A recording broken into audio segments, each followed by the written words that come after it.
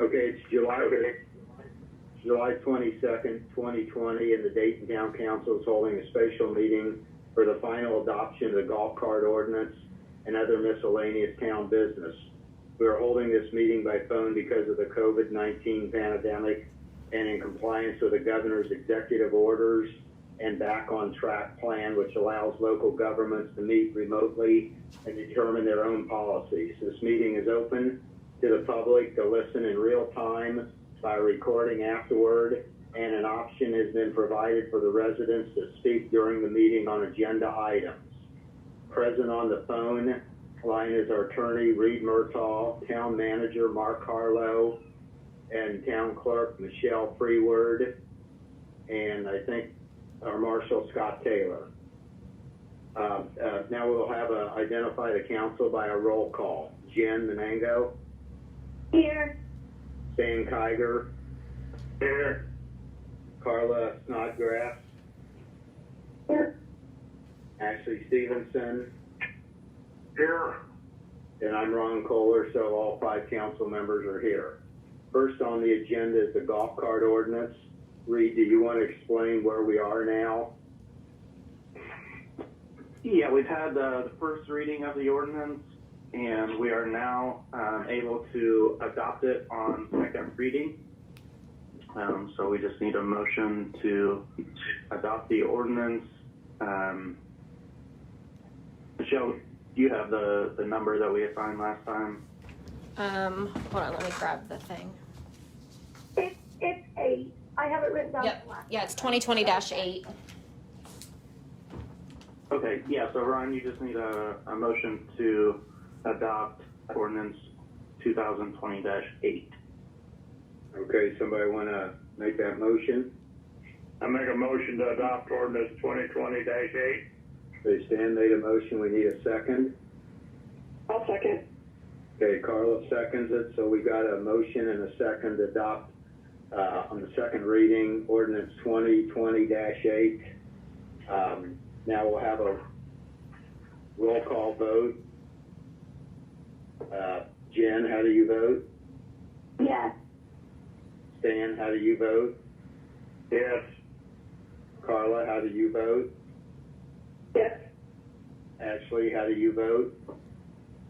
No. Ron, I vote yes, so the golf cart ordinance passes 4-1. Okay, the next item on the agenda is the Mulberry telephone. We recently allowed AT&T to run fiber in the town's right of way, and Mulberry telephone has asked the same thing. Mark, do you want to explain what they're asking or add anything?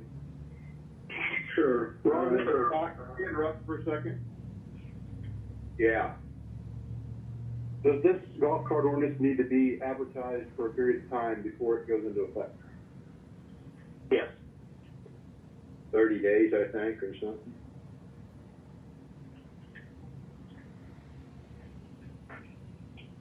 That's Yeah, we will do that. Thank you. Marshall Taylor. Thank you. Okay, Mark. Yeah, so the town was contacted by Randy Maish of Mulberry Telephone about their intent to run fiber optic lines in town and pick out customers.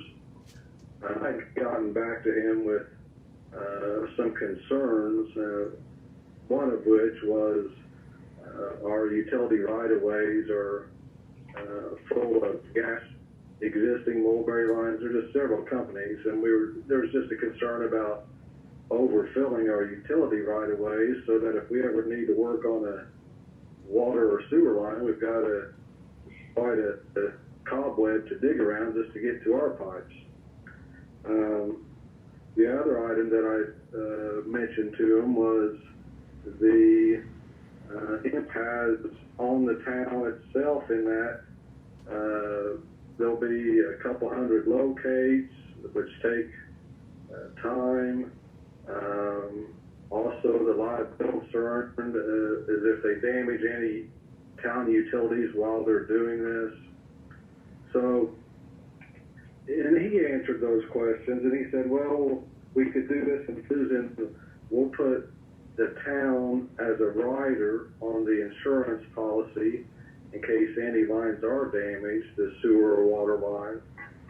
And that's that. But I guess to give you an example, it's just like this AT&T line that came through. You know, that probably took, I'm guessing 60 hours of my time. Well, that's 60 hours that aren't spent on really town maintenance or whatever, but kind of overseeing someone at work.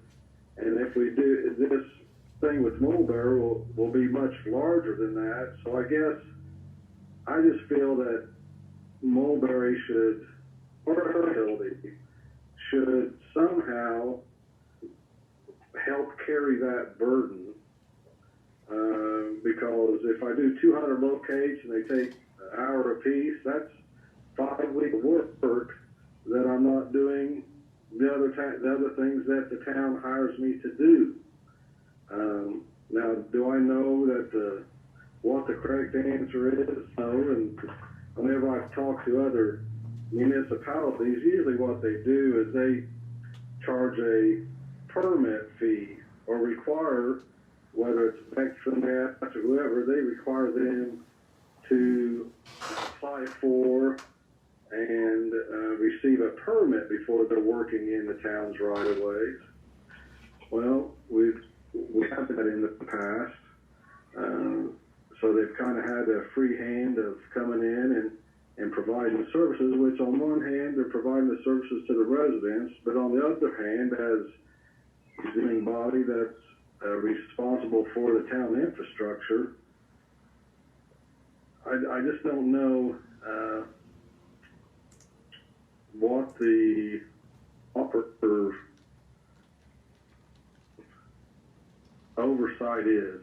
You know, I just know that it takes a lot of time, and you know, I don't know that we can just pick Mulberry out of the air and say, hey, we're gonna start with you. I think it needs to be more of a thing that needs to be discussed, and we talk about this and set up some kind of fee or permit structure for in the future. Mulberry wants to move forward as soon as possible, and I know that as far as putting together an ordinance and doing the research and all that will take some time. But I let them know, and I'm sharing those concerns with you about whether it's them or anybody else coming through town. It does take, there is a burden, I would call it, on the town. It's not like you just tell them okay and then it's all up to them, because it's not all up to them. It requires oversight on our part, or else accidents happen, and then there we are. So I guess I just want you to know that I did with him, and he knows my concerns, and he said they could do it in phases. Or one thing I asked him also was, I said, well, what about all the old mines that you have in the ground? No? Well, those will be abandoned.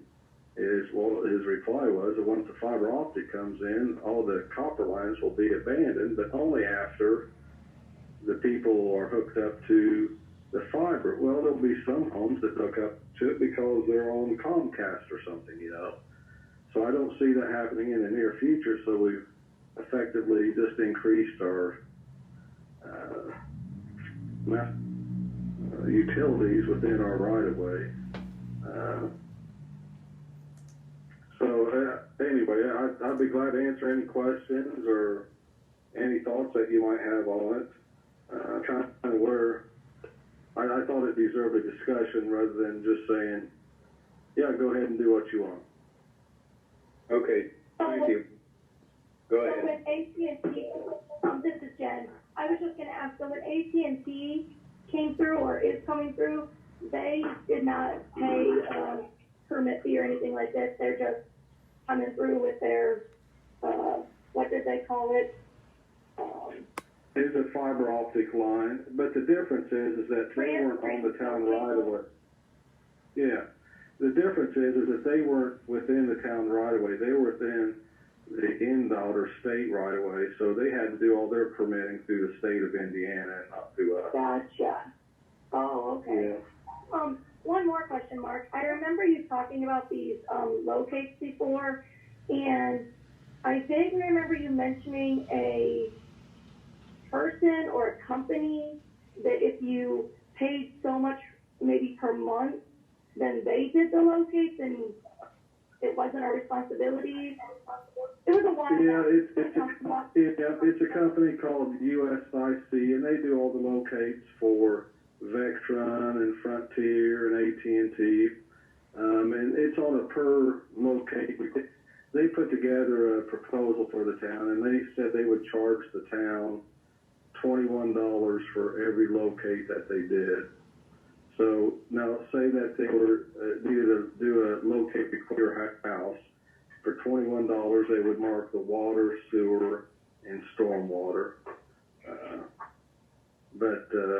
Yeah, so it's not cheap. It's not cheap. In the last couple of years, we're averaging over 400 locates per year. So what's 400 times 20? We're at $8,000 real quick. So it is. There's some expense to it. Are there any other, like companies or anyone locally that does that on a per locate basis that you know of? Not that I'm aware of. Okay.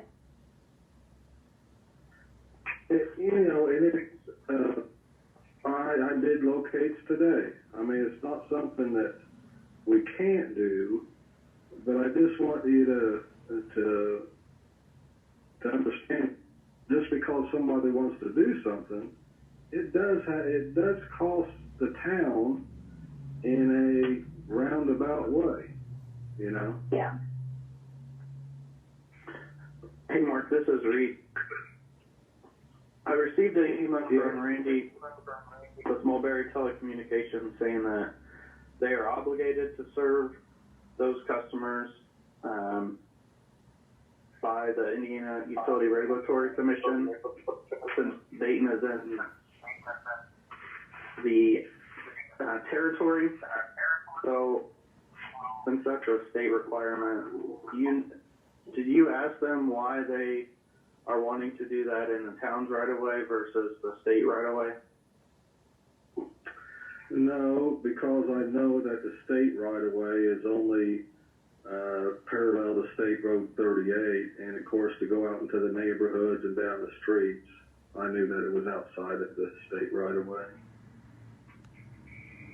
Okay, so what AT&T did was they have a different need than what Mulberry has.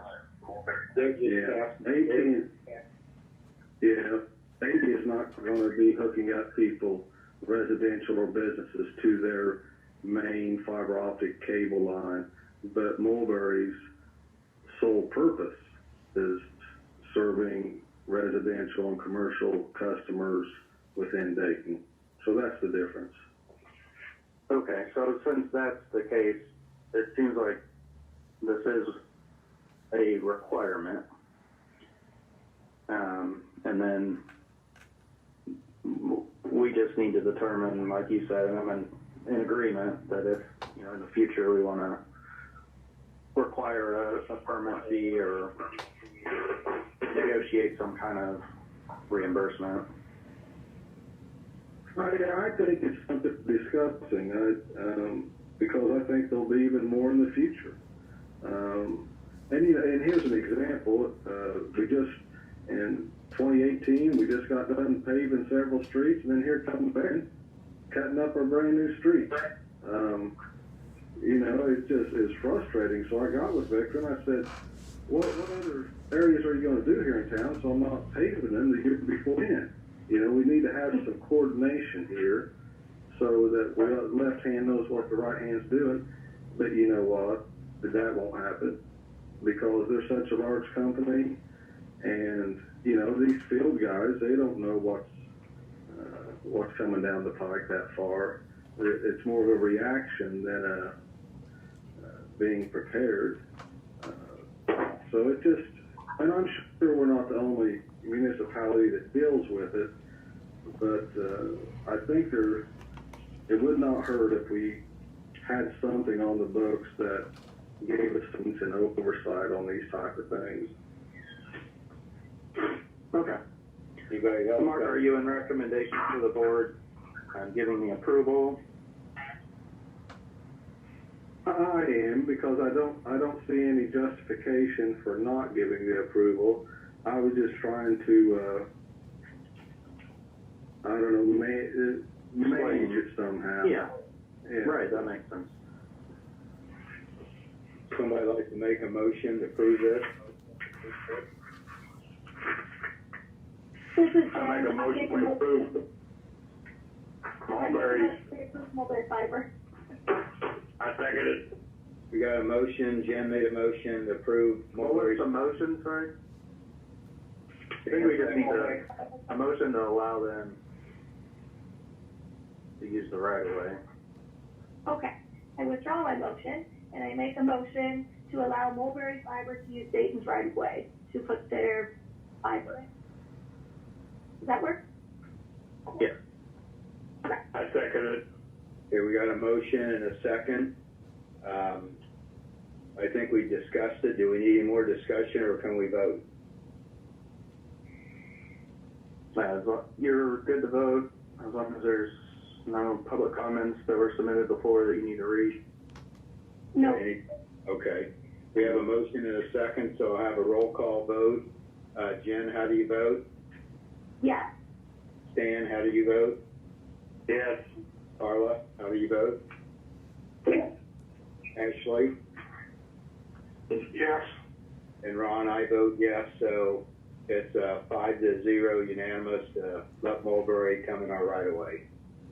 Okay, now third thing on the agenda is we need to approve the attorney Roberts attorney contract for the attorney to represent us in Michelle's lawsuit against the town. Any discussion on it? So, I've reviewed the fee agreement. So you're hiring attorney Liberty Roberts and her firm. Her firm is Church, Hiddle, and Antrim. So we'll need a motion to approve the fee agreement to hire Church, Hiddle, and Antrim, and then authorize Ron to sign a fee agreement on behalf of the town council. Will that be two separate motions or one motion? You can do it as one. Jen, you want to make that motion, or? There's a public comment on this, if we're ready for that. Okay, so public comment? It's an email I'll be reading. It's from Natalie Steele at 749 Walnut Street. Council members, my name is Natalie Steele. I live at 749 Walnut Street. I am writing regarding the Libby Roberts contract. I am vehemently opposed to the town council hiring this attorney, as are over a dozen other households in town. This new council has oft spoken loudly of their fiscal responsibility to the town. They regularly deny rightful charges for the clerk treasurer to make regarding utility payments, saving pennies every month for the citizens of Dayton. But they are sitting here discussing the employ of a second attorney to represent them while still paying the town attorney, Mr. Murtaugh, his contract to represent them at the same time. This is spending thousands of dollars of the townspeople's tax dollars for what? The council has an attorney already under contract to represent their interests, and they should be utilizing his services rather than taking on another. They sit and deny the clerk treasurer her legal right to counsel due to the cost, but are seeming more than happy to spend the same money or more if it suits their best interest. Do they not trust the town attorney that they themselves renewed the contract of? I demand the council give the people of Dayton a justifiable reason as to why a second attorney is needed to be paid when Mr. Murtaugh can represent them. If they don't have one, I suggest that the Libby Roberts contract be denied. Otherwise, the council will prove to the town once again that they do not have any care for the people in this community or where their money is spent. Have a great day, Natalie Steele. And so I just want to say that we either pay Reed or we pay another attorney. There has to be an attorney to represent us in this lawsuit. And also, I don't know if she meant it this way, but when she said, we already have an attorney under contract to represent their interests and they should be utilizing his services, Reed doesn't represent our interests as like people. He's the town attorney. I just want to point that out. That's all. Okay, any more comments on this? This is Ashley Stevenson. I think if this board would have paid attention and done due diligence earlier, we would not be in this position of defending ourselves against a lawsuit. I think it's a shame that we're in this position. I also agree with Natalie Steele that I think hiring a second attorney is unnecessary. That's all. Any other comments? I'll just say that the town council needs to be represented in the lawsuit, and it was my recommendation to hire Libby Roberts instead of me handling it. Okay, thank you. Any other comments? Okay. I make a, Go ahead, Jen. sorry, I didn't have a comment. I was just going to make a motion. Okay. Go ahead. I make a motion to approve the fee agreement to hire Church, Hiddle, and Antrim, and to allow Ron to sign the fee agreement. Okay, we got a motion on the floor. We need a second. I'll second. Okay, Carla seconds it, so we got a motion to hire Church, and Little, Antrim, and have Ron sign the contract for the attorney contract. We'll take a roll call vote. How do you vote, Jen? Yes. Stan, how do you vote? Yes. Carla, how do you vote? Yes. Ashley, how do you vote? No. Ron, I vote yes, so it's 4-1 to hire Libby Roberts as attorney. Okay, moving on, we've got the last thing, it's appropriation for the clerk's attorney. Jen, would you want to start this discussion? Sure. So after speaking to other small towns in Indiana that have a similar population to Dayton, it was really clear that having an appropriation in their budget at all for clerk, treasurer, legal research, or representation is rare. The towns that I could find that have appropriated money for such were not more than a few $100s, like $100, $300. In these cases, they also pointed out that the appropriation they had was never actually spent. So with that being said, I think the $1,200 we've already given is more than the amount I believe is necessary to discharge her duties. So I make a motion to leave our appropriation amount at the $1,200 we've already voted on. I second it. Okay, we have a motion and a second. Now, to keep it at $1,200, do we have a discussion? We'll open this for discussion. Anybody have anything to say? Or the agendas, any citizens out there have anything to say? I didn't have any emails or. Okay. Anybody else have any comments? I'll make a comment. This is Ashley Stevenson. Our disregard for our clerk treasurer in granting her legal advice is what got us here in the first place.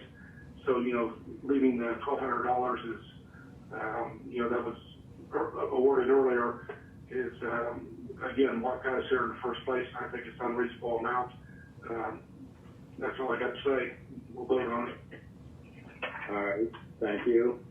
I want to add something. My research with the other town clerks and talking to my connections from when I was a clerk for 12 years, that most clerks just don't have an allocation and don't need an allocation. They don't need one to discharge their duties. If they do their duties right, there shouldn't be a problem. They just asked, most clerks, all of them, just asked the present town attorney, and act like I did for 12 years, and I did not agree with everything, but they take his recommendation. So I think well, Jen's motion is fine. So anyway, any other comments? Okay, we got a motion and a second on the floor. We'll vote on it. The motion was to keep the $1,200 what we spent, no more allocation. Is that right, Jen? Yeah, Okay. How do you vote, Jen? yeah, How do you vote, Stan? Yes. How do you vote, Carla? yeah. How do you vote, Ashley? No, And Ron, I vote yes, so it's 4-1 and it passes to keep it the same. So, okay, now, comments from the council. Anybody got any comments before we adjourn? I do not. This is Jen. Okay, we need a motion. Go ahead, Carla. I do not, sorry. Okay. I'll make a motion to adjourn. Okay, we have a motion and a second. We can roll call vote. And how do you vote? I'm sorry, I missed all that. Carla made a motion to adjourn, and who seconded it? I didn't. I'm sorry. Did Sam second that? I'll second it. Okay. Got a motion and a second. Jen, how do you vote? Okay, yes. Stan, how do you vote? Yes. Carla, how do you vote? Yes. Ashley, how do you vote? yes. And Ron, I vote yes, so meeting is adjourned. Thank you all, and thanks, Jen, for setting this up.